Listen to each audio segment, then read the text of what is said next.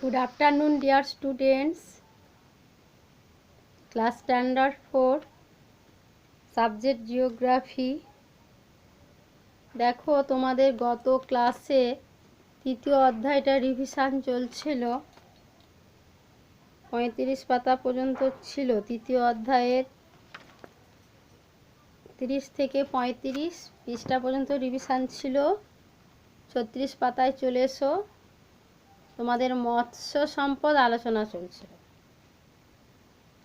দেখো মাছ ধরার পদ্ধতি দু রকমভাবে মাছ ধরা হয়, পুকুর, নদ নদী, আর দুইয়ে হবে সমুদ্র। এগুলো পড়ে নাও। তার নিচে একদম নিচের দিকে চলে এসো। সমুদ্রে দেখো লবণাক্ত জলে প্রধান প্রধান মাছ ইলিশ, চিংড়ি, পার্শে, তোপসে, পমফ্রেট প্রভৃতি। লবণাক্ত জলে 4টি মাছের নাম লেখো। তোমরা লিখতে পারবে। তারপরে দেখো একদম নিচের দিকটায় পশ্চিমবঙ্গে বিভিন্ন ধরনের মাছ চাষের জন্য উন্নত ধরনের কিছু ব্যবস্থা নেওয়া হয়েছে। তাহলে মাছ চাষের কিছু উন্নত ব্যবস্থা নেওয়া হয়েছে। যদি এই কয়েকটি পশ্চিমবঙ্গে মাছ চাষের কয়েকটি উন্নত ব্যবস্থার নাম লেখো। 3 নম্বরের প্রশ্ন হিসাবে একটা তৈরি করবে, ঠিক আছে? 3টে পয়েন্ট ভালো করে তৈরি করো। রায়চকের মতো রাজ্যের বিভিন্ন জায়গায় মৎস্য বন্দর তৈরি হয়েছে। রাজ্যের নানা স্থানে মৎস্য চাষের উন্নতির জন্য বিশেষ প্রশিক্ষণের ব্যবস্থা করা হয়েছে।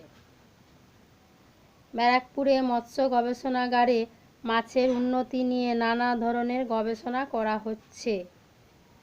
মাছ তাড়াতাড়ি বা কম সময়ে বাজারে পৌঁছানোর জন্য সড়কপথ, রেলপথ ও জলপথের মাধ্যমে সুব্যবস্থা করা হয়েছে। তারপরে দেখো পূর্ব মেদিনীপুরের দীঘা থেকে 14 কিমি দূরে শঙ্করপুরে নিয়মিত মাছের নিলাম হয়। ওইখানে মাছ ধরতে যাওয়ার প্রস্তুতি, জাল বোনা, ট্রলারের মেরামতির কারখানা, মাছ শুকনো করার উপযুক্ত ব্যবস্থা আছে। অনেকগুলোই আছে। দেখো 1 2 3 4 5 6 7 8 8টা পয়েন্ট আছে। তোমরা 3-4টে ভালো করে তৈরি করবে, ঠিক আছে? সবগুলোই পড়বে। 5টা মিনিমাম 5টা তৈরি করো। তারপরে চলে এসো বনজ সম্পদ। আমাদের শ্বাস গ্রহণের জন্য প্রয়োজন হয় ড্যাশ অক্সিজেনের, বিশুদ্ধ অক্সিজেনের। বা আমাদের শ্বাস গ্রহণের জন্য প্রয়োজন হয় বিশুদ্ধ ড্যাশের, বিশুদ্ধ অক্সিজেনের। মাদুর কাঠি দিয়ে তৈরি হয় ড্যাশ, মাদুর কাঠি দিয়ে তৈরি হয় মাদুর। অরণ্য থেকে যে সমস্ত সম্পদ আমরা সংগ্রহ করি তাকে বলা হয় বনজ সম্পদ। তাহলে বনজ সম্পদ কাকে বলে?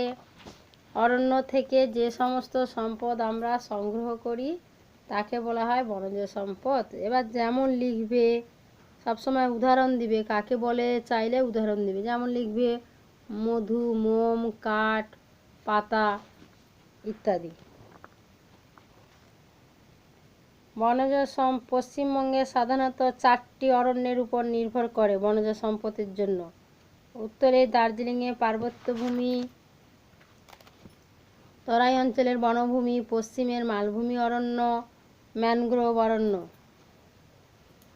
তাহলে বনজ সম্পদ পশ্চিমবঙ্গে বনজ সম্পদের জন্য সাধারণত 4টি অরণ্যের উপর নির্ভর করতে হয়। পশ্চিমে মালভূমি অরণ্য, তরাই অঞ্চলের বনভূমি, উত্তরে দার্জিলিংয়ের পার্বত্যভূমি। কোন কোন বনভূমিতে কোন কোন গাছ জন্মায় একটু পড়বে, ঠিক আছে? তারপর দেখো সবশেষে ম্যানগ্রোভ অরণ্য। ম্যানগ্রোভ অরণ্যটা ভালো করে পড়ো। যদি টিকা হিসাবে দেই যে ম্যানগ্রোভ অরণ্য, তোমাদের লিখতে হবে যে দক্ষিণ 24 পরগনার সমুদ্র উপকূলে বিশাল বনভূমিটি সুন্দরবন নামে পরিচিত। এই অঞ্চলে উল্লেখযোগ্য গাছগুলি হলো গেওয়া, সুন্দরী, গরান, কেওয়া ইত্যাদি। গাছগুলোর কাঠ নৌকো, ঘরবাড়ি, আসবাবপত্র তৈরির কাজে ব্যবহার হয়। এখান থেকে মধু, মোম পাওয়া যায়। সুন্দরবনে রয়্যাল বেঙ্গল টাইগার প্রকল্প রয়েছে। গরান গাছের ছাল চামড়া পাকা করার কাজে লাগে। সজনেখালি, হ্যালিডে, লথিয়ান দ্বীপ পর্যটন কেন্দ্র হিসাবে পরিচিত। তারপরে বনজ সম্পদ গাছ পরিবেশকে দূষণের হাত থেকে রক্ষা করে, বৃষ্টিপাত ঘটাতে সাহায্য করে, ভূমিক্ষয় রোধ করে। সুতরাং বনজ সম্পদ হিসাবে গাছের দ্বিতীয় কোনো বিকল্প নেই। পুরোটা একটু ভালো করে পড়ো, পড়ে মুখস্থ করো। মিনিমাম 3 নম্বরের প্রশ্ন এলে ম্যানগ্রোভ অরণ্য মিনিমাম 6টা বাক্য লিখবে, ঠিক আছে? যেগুলো পয়েন্ট দেওয়া আছে সেগুলো 3টে লিখলে হবে, কিন্তু ম্যানগ্রোভ অরণ্যটা কী বলো তো? ম্যানগ্রোভ অরণ্যটা মিনিমাম 6টা বাক্য লিখলেই হবে। সুন্দরবনে কী কী গাছ পাওয়া যায়, তারপরে লিখবে বনজ সম্পদ পরিবেশকে দূষণের হাত থেকে রক্ষা করে, বৃষ্টিপাত ঘটাতে সাহায্য করে। তাই বলবে ম্যানগ্রোভ অরণ্য পরিবেশে ভারসাম্য রক্ষা করে। ভালো ভালো কথাগুলো তুলে দিবে, ঠিক আছে? হ্যাঁ, বনজ সম্পদ থেকে আমরা মধু, মোম পাই। তারপরে রয়্যাল বেঙ্গল টাইগার প্রকল্প এখানে রয়েছে। এখানে গেওয়া, সুন্দরী, গরান, কেওয়া, হোগলা, গোলপাতা প্রভৃতি গাছ দেখতে পাওয়া যায়। এই তো মেন কথাগুলো তুলে দেবে। তারপরে দেখো এক নজর অরণ্য সম্পদ, একটা দেখো চার্টের মাধ্যমে আছে, এটা তোমাদের পড়ানো হয়েছিল আগে, দেখো একটু পড়ে নাও। যা পড়ানো হলো সেটা একটা চার্টের মাধ্যমে দেওয়া আছে, নিজেরা পড়ো। আর বেশি ক্লাস নেই, এই ক্লাসটা হয়ে গেলে সামনের সপ্তাহে আর 2টো ক্লাস হবে। সেই 2টো ক্লাসে আমরা 7ম অধ্যায়টা রিভিশন দেব। আর 8ম অধ্যায় তো সবে মাত্রই শেষ হয়েছে। হ্যাঁ, ওটা রিভিশন আর কি দেবো, সবে তো শেষ হয়েছে, এই 2টো আগে হয়েছিল। তারপরে দেখো শিখন পরামর্শ অনুসারে মডেল প্রশ্ন উত্তর দেওয়া আছে, পড়ো। তারপরে এক কথায় প্রশ্ন উত্তর দেওয়া আছে। পশ্চিমবঙ্গের প্রধান প্রধান খাদ্য ফসলগুলি কি? পশ্চিমবঙ্গের প্রধান প্রধান খাদ্য ফসল হলো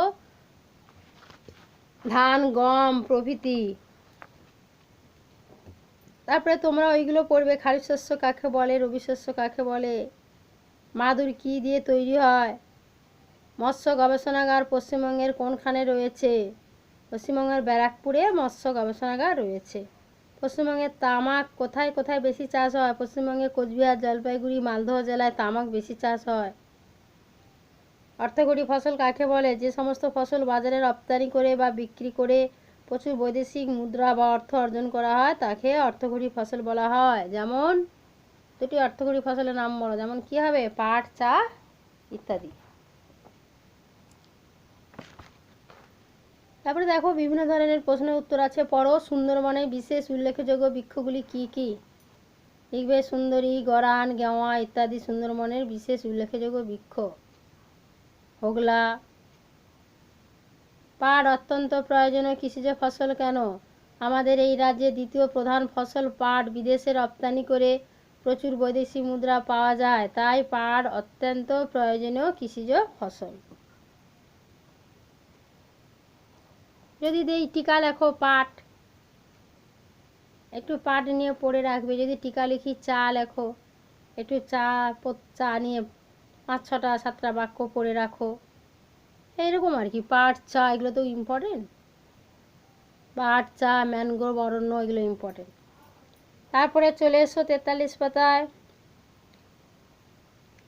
দেখো দেওয়া আছে রবি শস্য কাকে বলে, বনজ সম্পদ কাকে বলে, পশ্চিমবঙ্গের প্রধান প্রধান খাদ্য ফসলগুলি কি কি, পশ্চিমবঙ্গের কি কি ধান চাষ হয়, ধানের ভাগগুলি লিখবে। এইগুলোই আছে। চা চাষের উপযুক্ত জমি কীরম হয়, মাছ চাষের জন্য কি কি ব্যবস্থা করা হয়েছে, গ্রহণ করা হয়েছে, এটা ইম্পর্টেন্ট। মাছ চাষের জন্য কি কি ব্যবস্থা গ্রহণ করা হয়েছে। 3 নম্বরের প্রশ্ন এলে 3টে লিখলেই হবে, ঠিক আছে? পয়েন্ট দেওয়া আছে, 3টে পয়েন্ট লিখলেই হবে। পশ্চিমবঙ্গের পার্বত্য অঞ্চলে বনভূমিতে কোন কোন গাছ জন্মায়? এই পার্বত্য অঞ্চলের বনভূমিতে দেখো পাইন, ফার, ওক। পার্বত্য অঞ্চলের বনভূমিতে ফার, পাইন, ওক, বার্চ, আবার নিচের দিকে শাল, সেগুন, ঝাউ, বাঁশ ইত্যাদি গাছ জন্মায়। এইসব গাছ কি হয়? দেশলাই, প্যাকিং বাক্স, কাগজের মণ্ড তৈরি হয়।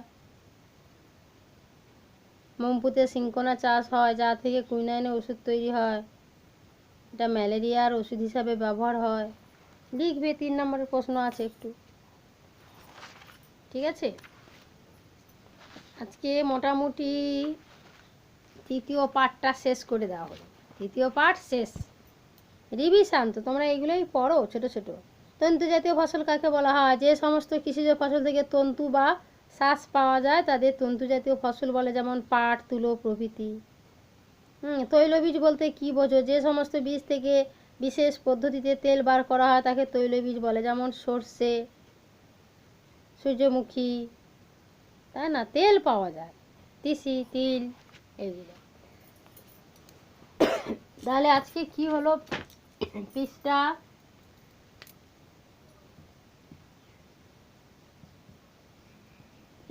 36 থেকে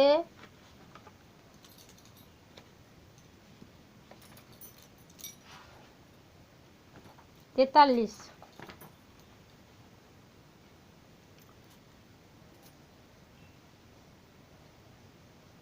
revision,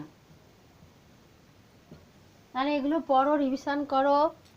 thank you everybody, thank you.